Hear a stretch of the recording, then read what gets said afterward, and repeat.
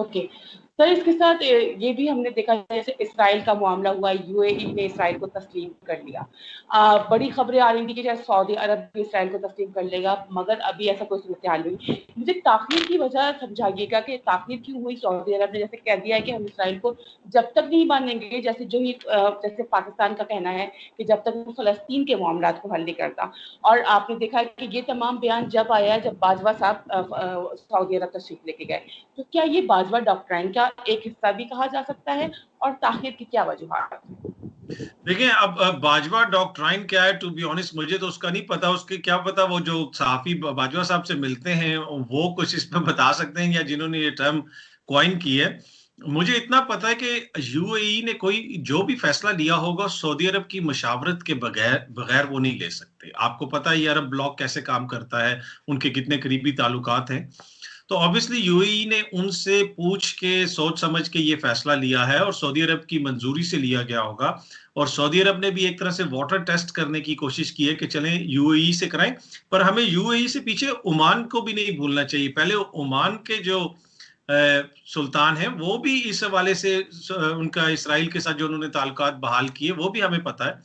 तो ये पूरा एक सिस्टम चल रहा था। अब प्रॉब्लम ये है कि जिन दिनों में ये डील होने वाली थी, ये कोई आज तो नहीं हो रही, ना ही कोई एक हफ्ते के दौरान है। ये तो बहुत अरसे से एक चीज चल रही थी, और जिसमें कुछ शराइत रखी गई, जिसमें ईरान के साथ जो वेस्ट की एक डील थी न्यूक्लियर के हवाले से, उनके न्यूक्लियर प्रोग्राम के हवाले से, उस हवाले से कहा गया कि उस डील को आप खत्म करें।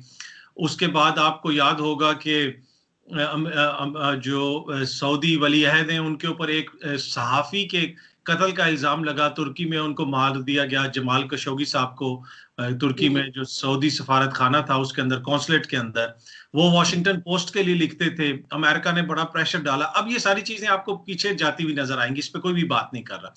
फिर इमरान खान और तुर्की, और उसके बाद मलेशिया का जो समिट हुआ वो भी आपको याद होगा, उस हवाले से भी अरब ममालिक का जो मौकिफ था वो आपके सामने आया।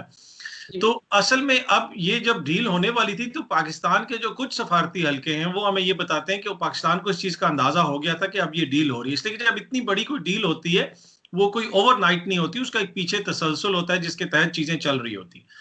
तो पाकिस्तान ने जो बयान दिया कश्मीर के हवाले से, जिसमें ओआईसी और सऊदी अरब को क्रिटिसाइज किया गया, वो एक बड़ा सोचा समझा बयान था। और उसमें एक तरह से उन्होंने सऊदी अरब के ऊपर प्रेशर डाल दिया कि इससे पहले कि ये हमसे बात करें इसराइल के हवाले से और फलस्तीन के हवाले से, तो हम इनको कश्मीर का एक दफा दोबारा याद करा दें।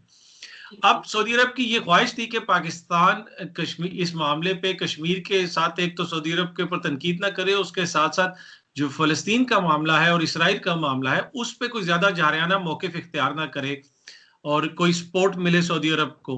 लेकिन पाकिस्तान की जानिब से वो सपोर्ट नहीं मिली। फिर उन्होंने ये शर्त लगाई कि शाह महमूद कुरैशी साहब को फारिग किया जाए, नहीं तो हम आर्मी चीफ के साथ जो क्राउन प्रिंस है उनकी मुलाकात नहीं होगी। लेकिन पाकिस्तान ने अगेन इनकार कर दिया कि ऐसा तो नहीं हो सकता है। तो मसला ये है कि बहुत सारी चीजें ऐसी थी कि जो सऊदी अरब की ख्वाहिश थी कि वो हो, लेकिन वो नहीं हुई। फिर आपने देखा कि उसके बाद सऊदी अरब को एक बयान जारी करना पड़ा। हालांकि उनको क्या जरूरत थी कोई बयान जारी करने की, वो चुप भी रह सकते थे कि जी हम फलस्तीन के मसले के हल होने तक इसराइल के साथ किसी किस्म के कोई ताल्लुकात नहीं बनाएंगे, कायम नहीं करेंगे, बहाल नहीं हो सकते ताल्लुकात। तो ऑब्वियसली जो उनको सपोर्ट, वो सोच रहे थे कि उनको सपोर्ट मिलेगी पाकिस्तान की तरफ से, उनकी जो ख्वाहिश थी वो नहीं मिली उनको, जिसकी वजह से उनको ये बयान देना।